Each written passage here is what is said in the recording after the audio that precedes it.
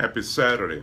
Welcome to Now with Andre Fizer. It's Saturday, and I just wanted to leave something powerful with you for a few minutes.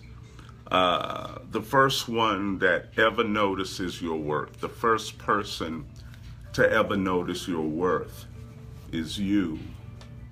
So do yourself a favor and believe in yourself and apply what you know. Apply what you know, apply what you learned. Finish what you start. Give your soul a favor. If you keep quitting and giving up on yourself, after a while, your soul is going to refrain from believing in you, and it's not going to help you. And you can say, well, God knows my worth.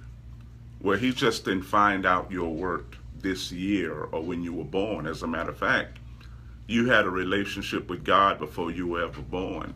As a matter of fact, you are in the world because you are worthy. You are in the world now because you are worthy. You are here because you succeeded there. All of us are living in this earth right now because we already succeeded with God before we were ever born and given to our parents. So you are already incredible. So you have to continue in your life and in your own worth, and you have to live that. When your soul sees that you're always quitting, procrastination will always come to your house. So you're the first person to really know your worth.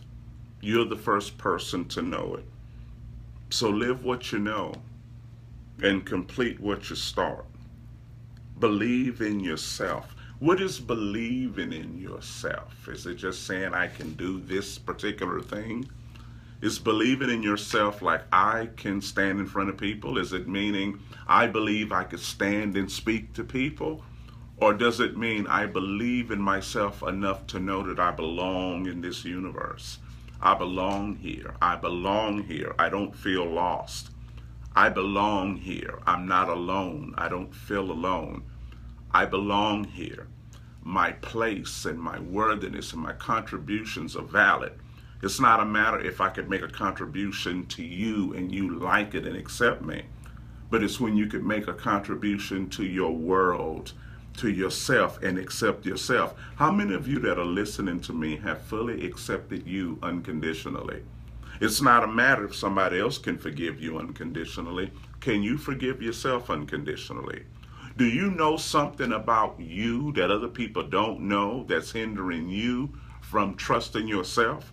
But you want other people to trust you, but there is something about you that you know that you wouldn't trust? So the greatest thing in life is to live and love yourself unconditionally and accept yourself without condition. Forgive yourself without feeling that there is a secret that you're holding on to. Don't become your own hypocrite to yourself. Your soul knows when you've become hypocritical to yourself. It knows when you're cheating yourself and lying to yourself. And sometimes we want other people to love us beyond us.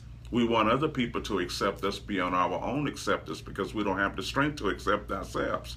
So we want other people to come and do what we don't have the strength to do for ourselves. And so therefore we put so many burdens and obligations on people to give us what we give away ourselves. We want them to give to us what we throw away ourselves. We want them to believe in us when we don't believe in ourselves. We want them to validate us when we won't validate ourselves. Your soul is only crying out for your own validation. One thing about the soul, it's never crying out to be validated by another. A soul only cries to be validated by its own owner. Your own soul says to you, do you appreciate me being here?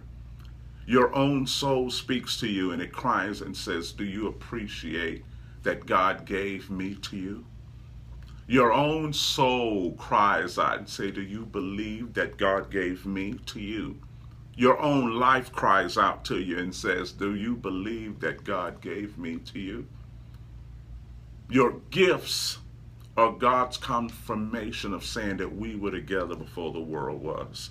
Your powerful gifts of spirit is the confirmation that lets you know that you and God were together before the world ever was. So you're the first person to see your worth.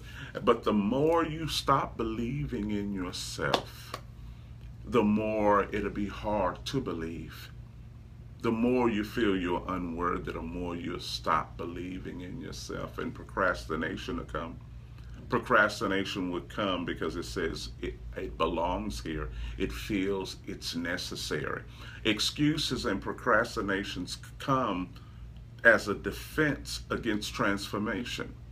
Because when you keep giving up on yourself and finding ways that the greatness of God won't work.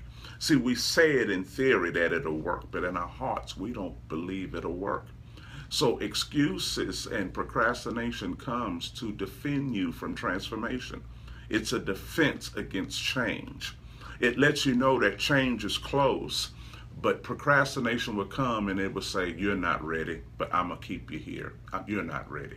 You're not ready to cross over there, so I'm going to give you an excuse so you won't feel like a fool. Excuses come to give you a reason to not feel like you're stupid.